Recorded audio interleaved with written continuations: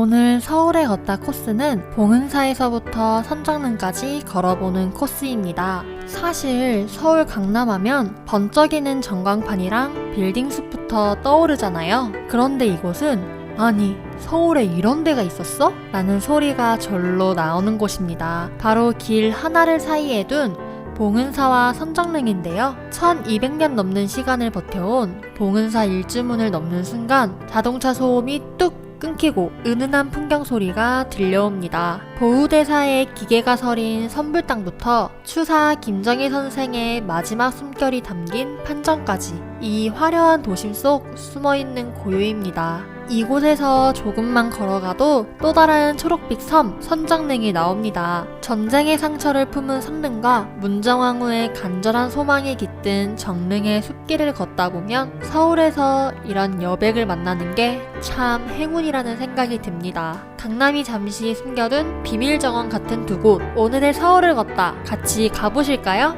오늘은 봉은사 1번 출구 앞에서 출발합니다.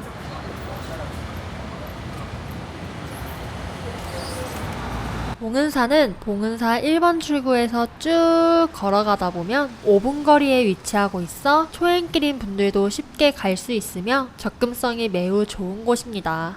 봉은사는 서울 강남 한복판에서 1200년이 넘는 세월을 지켜온 유서 깊은 사찰입니다. 신라 원성왕 10년의 견성사라는 이름으로 창건되었으며 조선시대를 거치며 한국 불교의 중심적인 역할을 해왔습니다.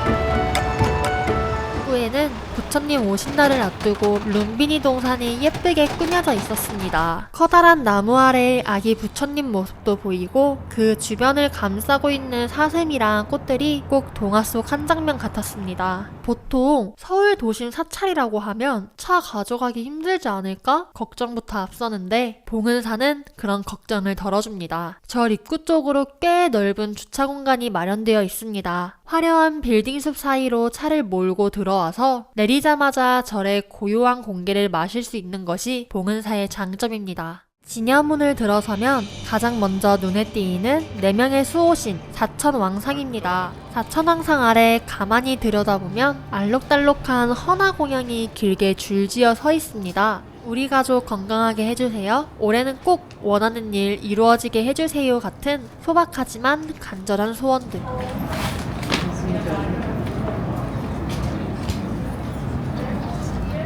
천왕상 바로 옆에는 인도에서 직접 모셔온 부처님이 계셨는데 그 앞에도 온통 헌화 공양으로 가득했습니다.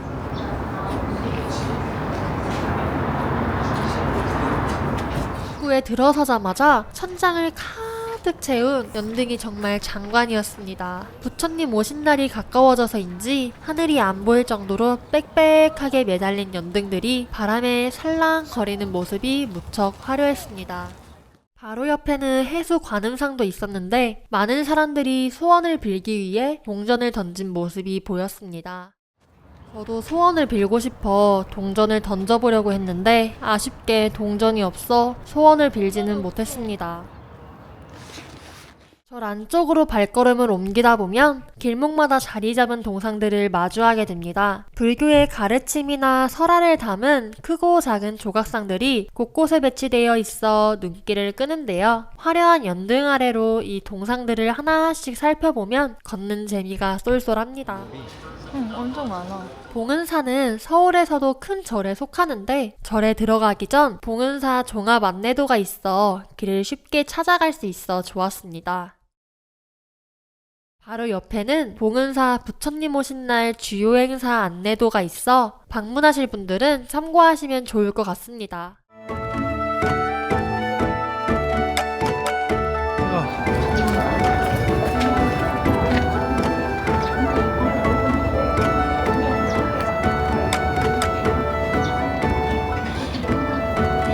가고 있는 길은 봉은사 명상길입니다. 명상길. 명상을 하면서 걸을 수 있는 길. 명상길로 숲사이로 들어오면 안내판이 잘 되어 있어 초행길이지만 쉽게 걸을 수 있었습니다. 나무가 우거진 숲길을 걷고 있으니 마음이 정말 편안해진 기분이었습니다. 방금 전까지 강남 한복판에 있었다는 게 믿기지 않을 정도였어요. 도심 속에서 이렇게 조용하게 숨 쉴 수 있는 숲길이 있다는 게 새삼 신기했습니다. 발밑에서 들리는 바스락거리는 흙소리에 집중하다 보면 머릿속을 채우고 있던 복잡한 생각들이 하나 둘씩 자연스럽게 정리되는 기분입니다. 숲 사이로 부는 시원한 바람이랑 나무 냄새 덕분에 숨을 크게 들이마시는 것만으로도 힐링이 됩니다. 대웅전 표지판을 따라 걸어가 봅니다.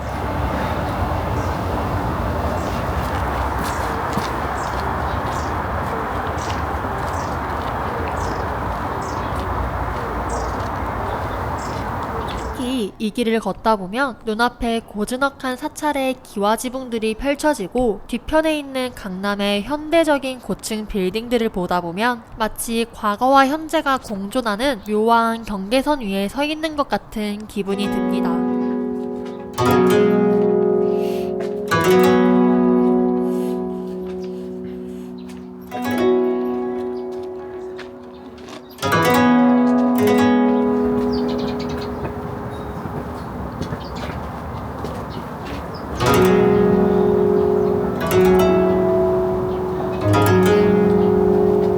명상전 앞에 있는 계단을 따라 내려오다 보면 드디어 봉은사의 대표적인 사찰인 대웅전이 나타납니다. 대웅전 앞에도 사람들의 간절한 영혼이 담긴 연등들로 가득 차 있었습니다.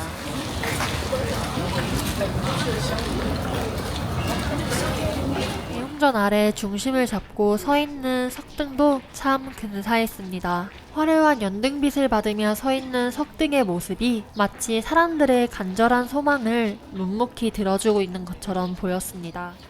많은 사람들이 촛불 공양을 올리고 있었습니다. 그 옆에 있는 향 공양대에서도 많은 사람들이 공양을 올리고 있었습니다.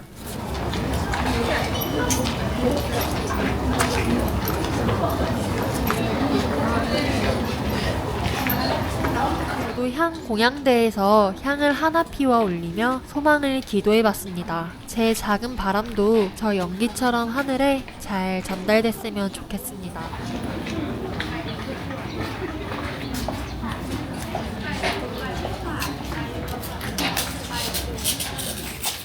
대웅전 바로 옆에는 선불당이 위치하고 있습니다. 선불당은 과거 승려들이 시험을 보던 승과 평가장으로 사용되었던 장소이기도 합니다. 보우대사가 봉은사 주지로 머물며 불교의 맥을 잇기 위해 있었던 그 시절의 무게감이 정갈한 건물 곳곳에 남아있는 기분입니다. 대웅전과 선불당을 뒤로하고 미륵대불이 있는 곳으로 걸어가 봅니다.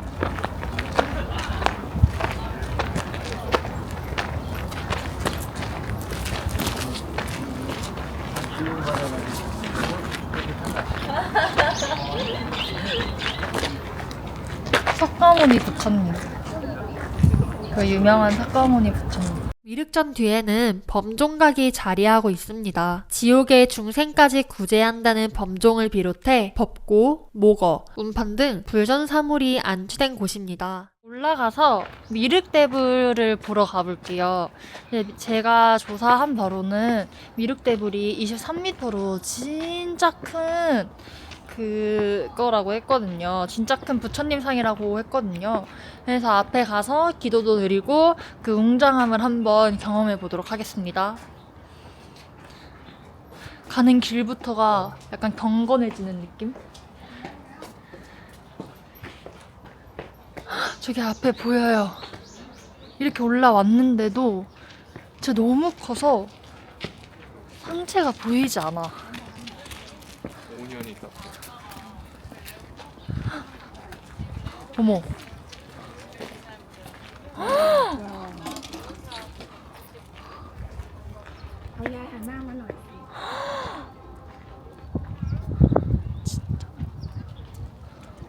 높이 23m에 달하는 국내 최대 규모의 미륵 불상답게 가까이서 보니 압도적인 크기의 절로 고개가 숙여집니다.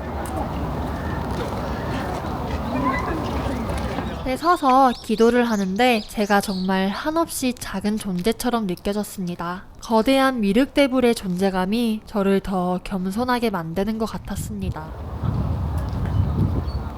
미륵대불을 중심으로 원을 그리듯 배치된 이곳에는 석가모니의 고난상과 함께 수많은 소불상이 모셔져 있습니다.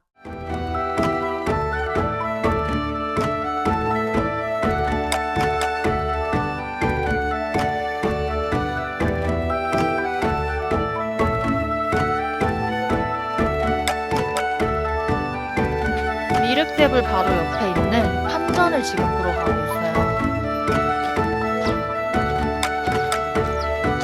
판전은 봉은사에서 가장 오래된 건물이자 역사적 보물인 곳입니다. 이곳은 불교 경전을 인쇄하기 위한 목판을 보관하는 장소로 건물 자체도 중요하지만 무엇보다 입구에 걸린 판전이라는 글씨가 압도적입니다. 바로 조선 후기 최고의 서예가 추사 김정일 선생이 세상을 떠나기 불과 4일 전에 남긴 마지막 절필이기 때문입니다.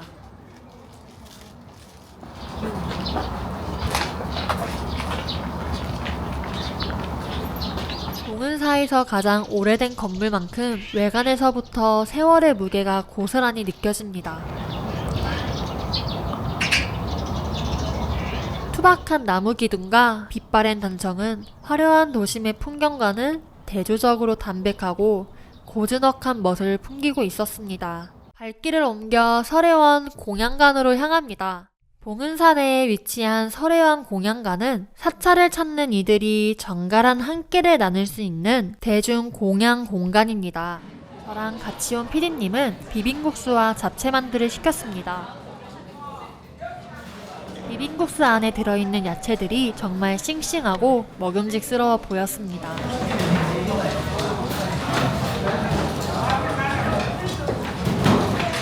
같이 온 피디님이 자기가 먹었던 비빔국수 중에 제일 맛있다고 단맛이 설탕 단맛이 아니라면서 감탄을 하시며 드셨습니다. 같이 먹은 만두도 재료 본연의 맛이 정말 잘 느껴졌습니다. 비빔국수의 새콤달콤한 양념과 부드러운 만두가 어우러져 더욱 풍성한 식감을 느낄 수 있었습니다. 봉은사에서 점심을 든든하게 먹고 선정릉으로 발걸음을 옮겨봅니다. 봉은사를 나오자마자 바로 도시로 바뀌는 게 다른 차원으로 이동한 기분이었습니다. 선정릉은 조선 제9대 선종과 정현왕후 그리고 제11대 중종의 능이 모셔진 유네스코 세계문화유산입니다. 선정릉은 1592년 임진왜란 당시 한양을 점령했던 왜군들이 보물을 노리고 도굴하는 만행을 저질렀습니다. 이 과정에서 단순한 도굴을 넘어 제궁이 파헤쳐지고 시신이 훼손되는 등 조선 왕실에 큰 충격을 주었던 비극적인 사건이었습니다. 봉은사에서 약 30분 정도 걸어오면 서울 선릉과 전릉이라는 표지판이 보이기 시작합니다. 표지판을 따라가다 보면 어느샌가 선정릉에 도착하게 됩니다.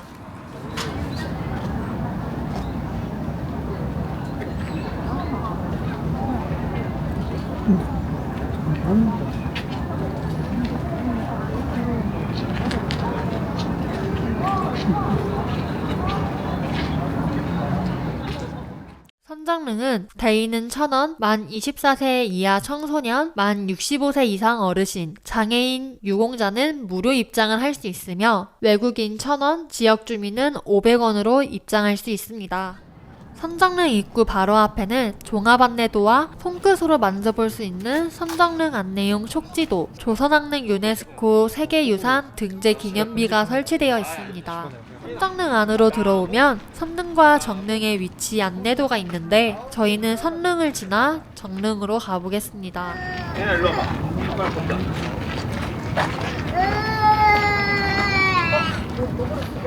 촬영 당시 날씨가 너무 좋아서 걷기가 딱 좋은 날이었습니다. 도심 한복판이지만 울창한 소나무 숲길 덕분에 기분이 좋았습니다.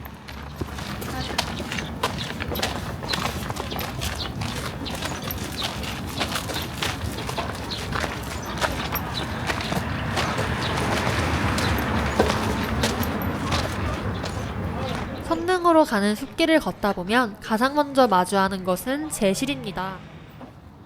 제실은 제례를 지내기 전 재간들이 미리 도착하여 몸과 마음을 정화하고 제례를 준비하는 곳이었습니다. 제실 안으로 들어가 봅니다.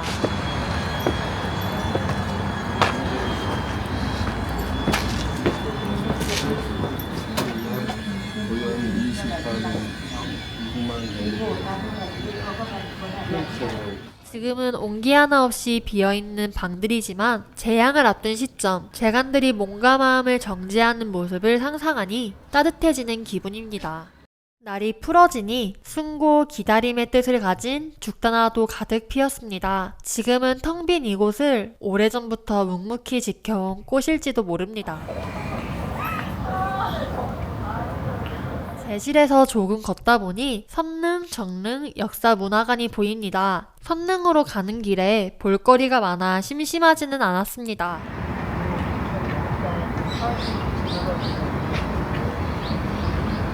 역사문화관 안에서는 전국에 있는 모든 조선왕릉 지도를 볼 수 있었고 성종과 중종의 가계도부터 다양한 역사의 내용을 볼 수 있어 아이와 방문하기 좋은 곳 같습니다.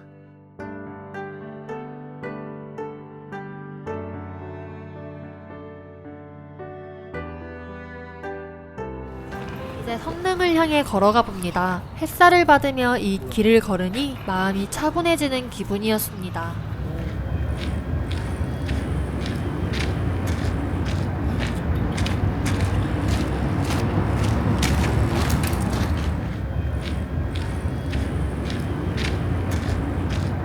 발걸음을 돌리니 바로 앞에 홍살문과 향로와 어로가 보입니다.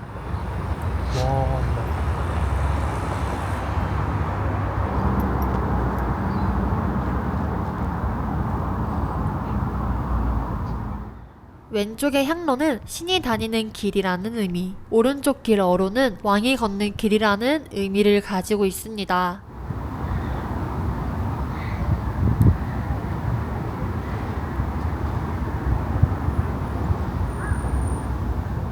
어로를 통해 정자가까지 걸어가 봅니다.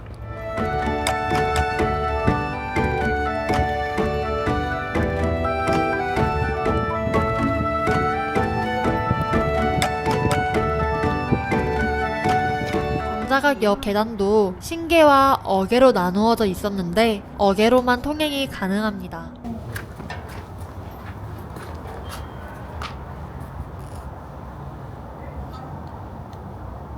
이렇게 이제 제사를 지냈나 보다.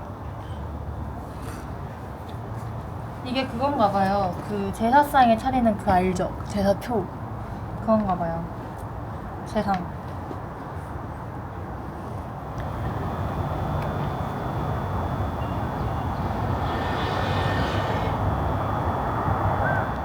바로 앞에 보이는 능이 성종대왕의 능입니다. 성종은 조선의 법과 제도를 완성한 임금입니다. 그는 세조 때부터 이어져 온 국가의 기본 법전인 경국대전을 마침내 완성하여 반포했습니다. 이로써 조선은 성문화된 법치국가로서의 기틀을 확고히 다지게 되었습니다.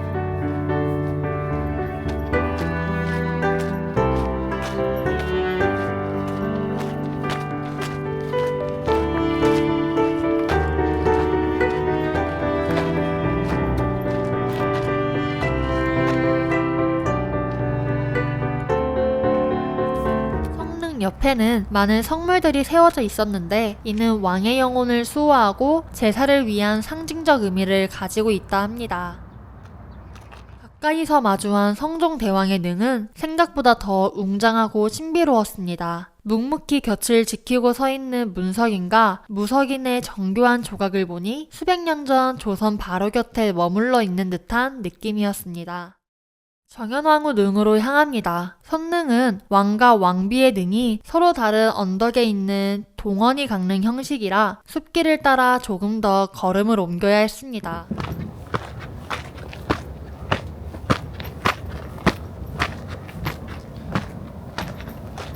드디어 정현왕후 능에 다다랐습니다. 가까이서 본 왕비의 능 주변에도 성물들이 자리를 지키고 있었습니다. 이곳을 지켜온 성물들을 직접 마주하니 화면으로 보던 것과는 확실히 다른 무게감을 느낄 수 있었습니다. 이제 선정릉의 마지막 여정인 정릉으로 발걸음을 옮깁니다. 정릉으로 가는 길은 깔끔한 데크 계단이 설치되어 있어 숲의 풍경을 감상하며 편안하게 걸음을 옮길 수 있는 길입니다. 중종은 고향 희릉에 잠들어 있었으나 사후에 곁에 묻히길 원했던 문정왕후의 고집으로 이곳으로 능을 옮기게 되었습니다. 하지만 정작 문정왕후는 침수 문제로 이곳에 함께 묻히지 못했고 중종대왕만 도심 속 이 자리에 홀로 남겨지게 되었습니다.